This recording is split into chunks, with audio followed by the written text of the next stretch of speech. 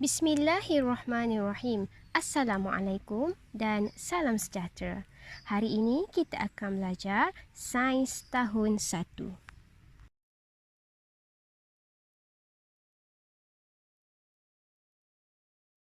Unit 1, Kemahiran Saintifik.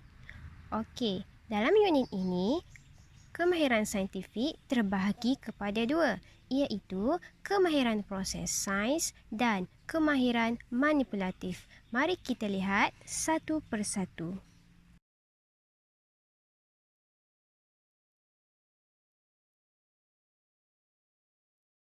Kemahiran proses sains ada dua, iaitu memerhati dan komunikasi. Memerhati memerlukan 5 deria. Ingat, manusia mempunyai 5 deria, iaitu deria sentuh, lihat, bau, rasa, dengar. Contohnya, kita nak kaji sama ada ais tu rasa sejuk atau panas. Jadi, kita gunakan deria sentuhan. Ataupun, kita nak kaji berapa jumlah bilangan urat pada daun. Jadi, kita gunakan deria penglihatan. Contoh lain, kita nak pastikan sama ada bunga ros berbau wangi ataupun busuk. Jadi, kita kena gunakan deria bau. Ataupun, kita hendak menguji sama ada aiskrim yang kita kaji itu berperisa coklat, oren ataupun strawberry. Jadi kita gunakan deria rasa. Dan yang terakhir, bagaimana kita tahu loceng itu berbunyi? Kerana kita menggunakan deria pendengaran. Okey, kita beralih pula kepada komunikasi. Maksud komunikasi adalah cara-cara kita menyampaikan sesuatu maklumat kepada kawan kita, kepada orang lain. Macam mana kita nak beritahu mereka? Ada 3 cara, iaitu lisan, lakaran, tulisan. Lisan ni maksudnya kita bercakap lah. Lakaran maksudnya lukis. Dan tulisan.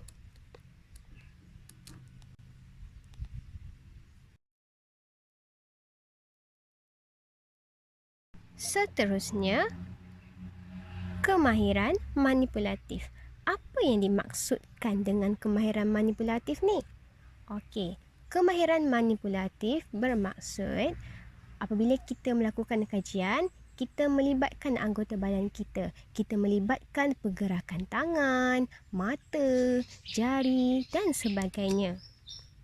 Okey, terdapat 5 kemahiran manipulatif yang perlu ada pada kita.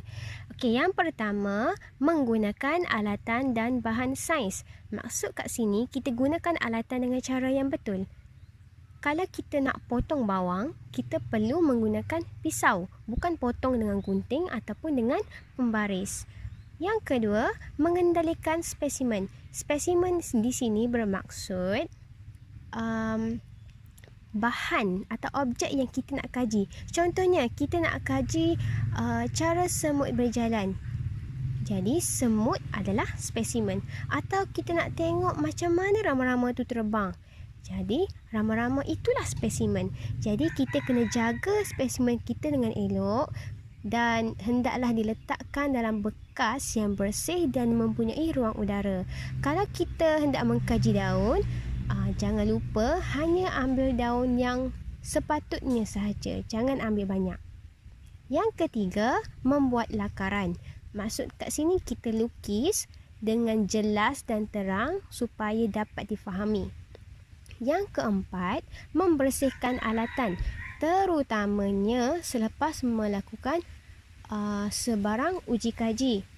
Kita tak boleh lepas kita gunakan alatan, kita tinggal biar macam tu kotor. Kita seharusnya membersihkan dengan air dan sabun dan keringkan sebelum disimpan. Yang kelima, menyimpan alatan. Alatan-alatan yang digunakan hendaklah disimpan di tempat yang asal. Kalau peralatannya kecil seperti termometer, pengepit dan sebagainya, hendaklah disimpan dalam laci. Dan bagi bahan yang berbahaya hendaklah disimpan di tempat yang selamat dan tidak terdedah kepada cahaya matahari ataupun haba.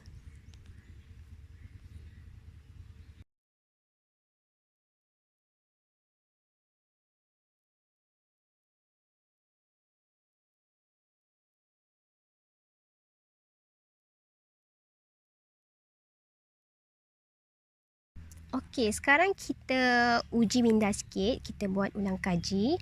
Sekarang ni saya nak awak semua perhatikan gambar yang tertera. Okey, kita cuba jawab ya. Soalan yang pertama, A. Ayam ada 2 kaki. Okey, yang B. Kuku ayam tajam. Bulu ayam ada banyak warna. Okey, semua betul. Senang kan? Okey, kita tengok pula soalan yang kedua. Apakah deria yang digunakan semasa memerhati? Okey, ingat, apabila kita perhatikan ayam, adakah kita memerhatikan dengan deria bau ataupun deria rasa? Kita tengok jawapannya. Deria penglihatan. Okey, yang ketiga, nyatakan 2 cara kita berkomunikasi.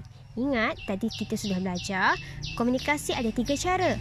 Lukisan, lakaran ataupun lisan.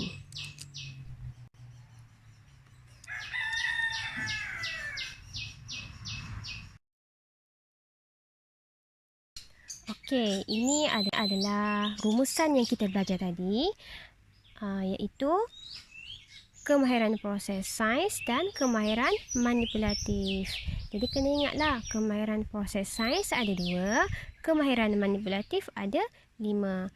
Kalau boleh, faham dan hafal. Tak nak hafal tanpa faham, sebab kita akan gunakan kemahiran yang kita belajar ni untuk eksperimen ataupun kajian pada masa akan datang.